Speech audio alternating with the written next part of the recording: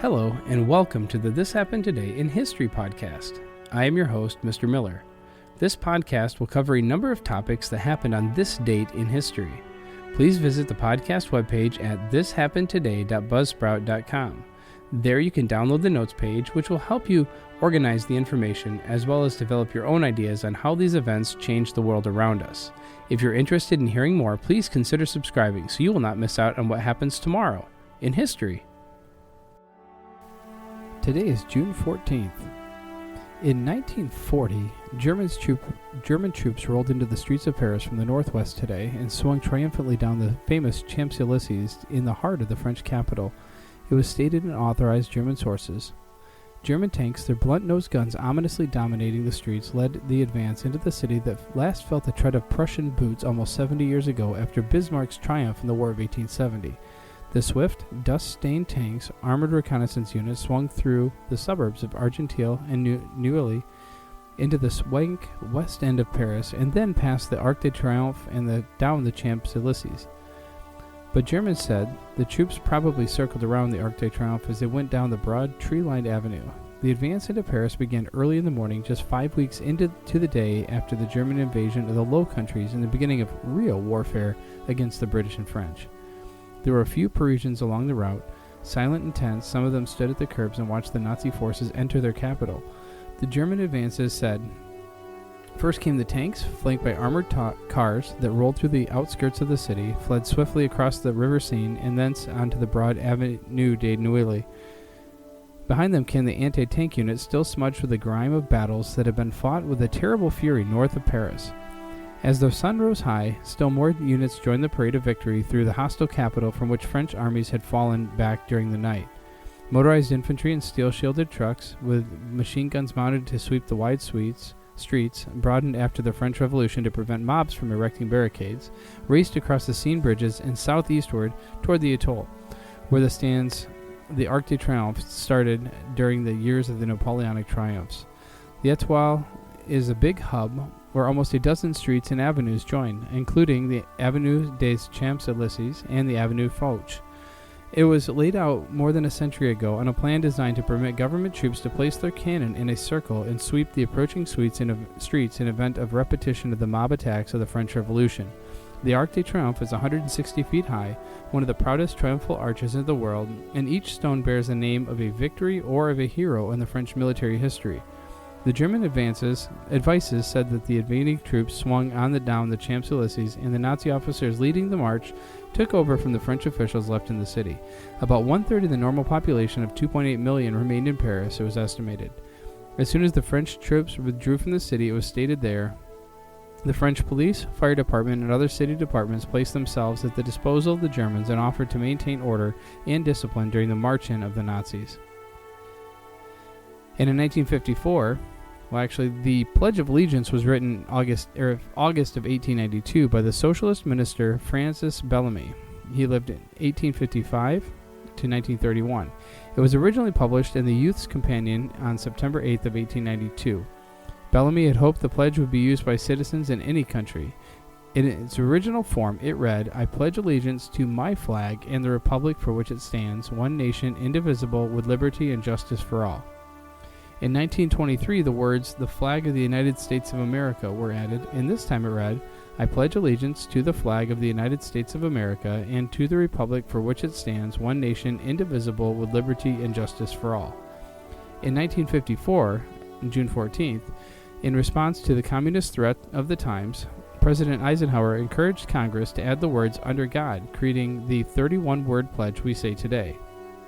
Bellamy's daughter objected to this alterations. Today it reads, in the Section 4 of the Flag Code states, "The Pledge of Allegiance to the flag. I pledge allegiance to the flag of the United States of America and to the republic for which it stands, one nation, under God, indivisible, with liberty and justice for all." It should be rendered standing at attention, facing the flag with the right hand over the heart. When not in uniform, men should remove any non-religious headdress with their right hand and hold it at the left shoulder, the hand being placed over the heart. Persons in uniform should remain silent, face the flag, and render the military salute. The originally Bellamy salute, first described in 1892 by Francis Bellamy, who authored The original pledge began with a military salute, and after reciting the words "to the flag," the arm was extended toward the flag. At a signal from the principal, the pupils, in ordered ranks, hands to the side, face the flag. Another signal is given. Every pupil gives the flag a military salute, right hand lifted, palm downward to a line with the forehead in close to it. Standing thus, all repeat together slowly, "I pledge allegiance to my flag and the republic for which it stands, one nation, indivisible, with liberty and justice to all." At the words "to my flag," the right hand is extended gracefully, palm upward toward the flag, and remains in this gesture till the end of the affirmation, whereupon all hands immediately drop to the side.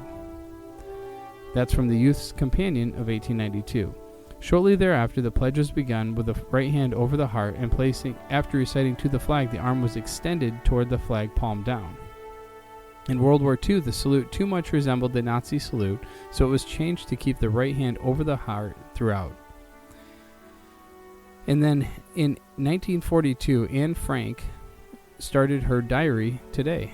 And on Friday, June 12th, this is from Anne Frank's first entry into the diary on June 14th, but it says, "On Friday, June 12th, I woke up at 6 o'clock, and no wonder, it was my birthday."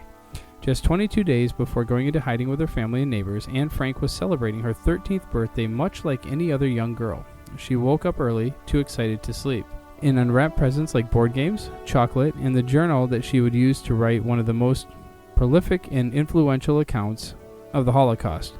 Published in more than 60 languages, Anne's account of the 2 years she and her family spent in a neighbor's sealed-off annex reveals a human side to the suffering that became required reading for school children around the world.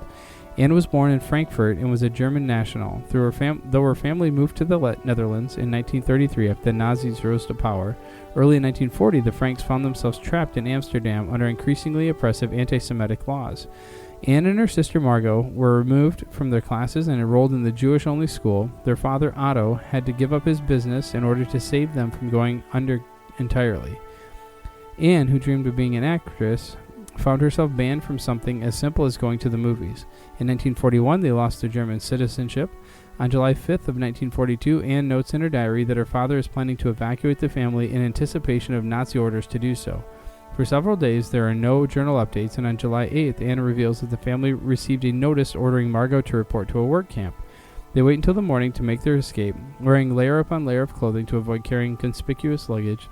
This was the last time Anne would be outdoors until the family was found and arrested 2 years later. She died just 2 weeks after the liberation of Bergen-Belsen during the typhus epidemic that would claim roughly 17,000 prisoners.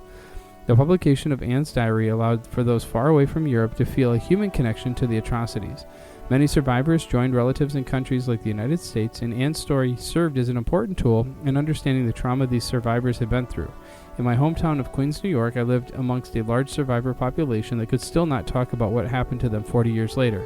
When I asked my grandmother about the numbers tattooed on her neighbor's arm meant, she walked over to her bookcase and pulled up my mother's copy of Anne's diary.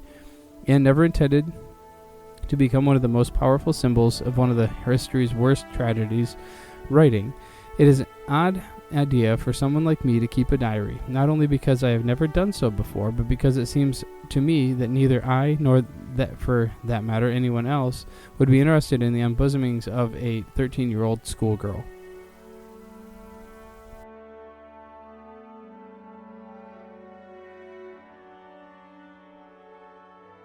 You have been listening to the This Happened Today in History podcast. I thank you for listening, and I hope that you have enjoyed learning about historical events from the past. Thank you to the following websites for their information regarding today's topics: ThePeopleHistory.com, German tanks arrive in Paris at UPI.com, The Pledge of Allegiance at USHistory.org, and Anne Frank Diary at NWW2M.com. The music used as the background track for this podcast is Americana, created by Kevin MacLeod on Incompetech.com. If you enjoyed this information and would like to hear more, please consider subscribing, as this will keep the historical events in your feed in the morning for each day. I hope you have a great day.